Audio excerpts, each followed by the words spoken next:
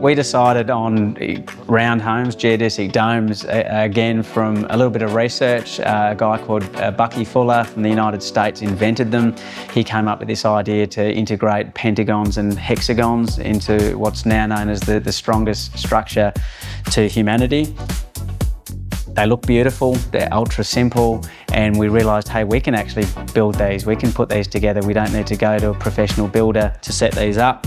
They're nearly 4 times as strong as a traditional house, and we can clad them in whatever we want. We can either use wood or metal or a combination of both and so on. So the simplicity of the geodesic dome appealed to us. It also had a non-permanent characteristic, and a big aspect of our sanctuary was whatever we do, we need to be able to unzip and take it away. We originally looked at a kit. We decided to invest into basically half a kit, the shell of a geodesic dome, which was a 9-metre diameter dome. No, it's gotta go higher. Gotta go higher? Made out of Douglas fir wood, and it has metal hubs. So we brought that in from the States.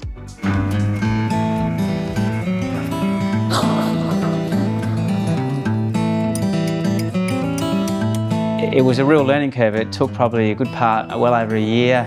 I felt like a little spider over a nest, just running over it. Alrighty, top layer complete. So put the horizontals in. Doing the layers, it started with your geodesics, your pentagons and hexagons, your raw structure. As a crash course in building, I was fortunate to have Dad when I did it, and he helped us enormously in the construction of it. And that was certainly my crash course in appreciating building a small house. This is just a tiny dwelling. Can't imagine what 5-bedroom houses and so on are involved.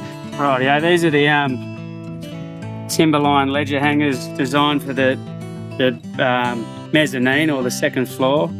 I guess these are their special designs to eliminate having load-bearing walls or poles in the centre. So these obviously go directly into each hub, and then they're pinned and supported by 2 little brackets. And then obviously these for your beams. So this is a bit like an igloo, and then we start to clad it. Does look nice. She's about 15 centimetres thick, so we pack that with earth wool insulation, which is made out of sand. And on the outside we have E-therm, and these unusual, what sort of looks like clay tablets, but they're shingles. And they're from the United States, and they last, they're very, very tough and durable. Unusual here for Australia. But so far it's tested quite well in terms of its strength and durability. So this one actually has 2 stories inside it, an upper mezzanine and a kitchen, a little bathroom area, and this beautiful Tasmanian oak on the front. So it has a bit of old school to it and a bit of modern, and yeah, she's an unusual sight. Even better view on the top as well. You can see all the crows and the wedge-tailed eagles and hang out with the cockatoos when you're on top. These are the double glazed windows that you can see. Some unusual bubble type windows that you can see, which are also from the States as well. A bit like the classic Aussie Sandman vehicles, otherwise known as the shaggin' wagons.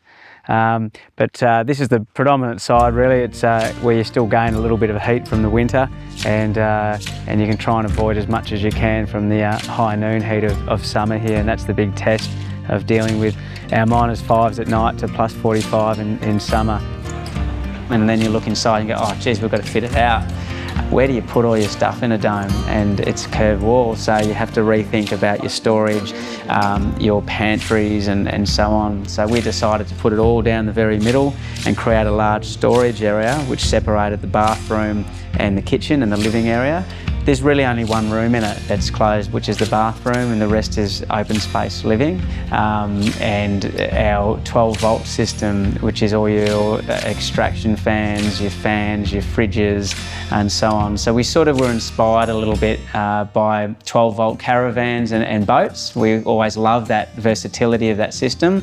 So we thought, okay, let's integrate that into a home. Why can't you run it on 12-volt and so on? So many things are in that field now. And it's lovely at the end of the day to go up the stairs and retire in the sort of nest upstairs, the mezzanine area. And so far it's been fantastic. It's proved what technically they call a 10-star rating for winter, which means it doesn't require any active heating. And that's fantastic. Don't have to put a gas heater on or combustion stove or anything to heat it up, and that's been a good plus. I guess from the day we got in there, we haven't looked back. It's very comfortable. It's beautiful just to be in it. You know, it's expansive because it's curved. You don't sort of get lost in corners. Sound is something that's phenomenal in a dome. When you hear someone talking downstairs, it's actually louder upstairs. So it's getting used to the acoustics. Didgeridoo sounds amazing in it.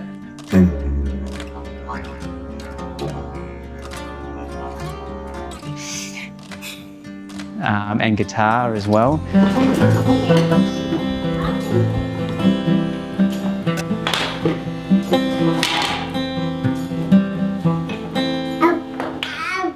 And we're lucky to walk outside every morning or come home and look out here and just see serious space. And you really can't get better therapy than that. It's, we feel very grateful for it. It's good therapy.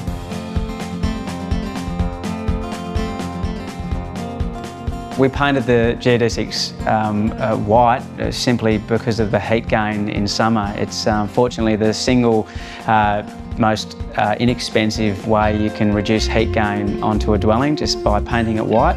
We did some testing with a thermometer on the surface. In summer it was getting up to plus 60 degrees on the surface. By painting it white, it went down to 29 degrees, and it was an instantaneous impact on the thermal properties of the whole building. So white was a no-brainer. Didn't care about the fashion, didn't care about anything up here. It's just make it work, make it function. Function before form, as we often say here. I guess when you build anything and live in it, it has a different connection, and that was something that's indeed very personal about it. But the effect it has on other people is also wonderful to see, in that we live in a time where we know alternatives are important. So it's nice inviting people to come and look at it. It's now become a wonderful example for all walks of life who come through just to see an alternative. And it's been a learning curve for us to go beyond the technology. This is not just a moral or ethical decision. This is actually an improvement in our lifestyle.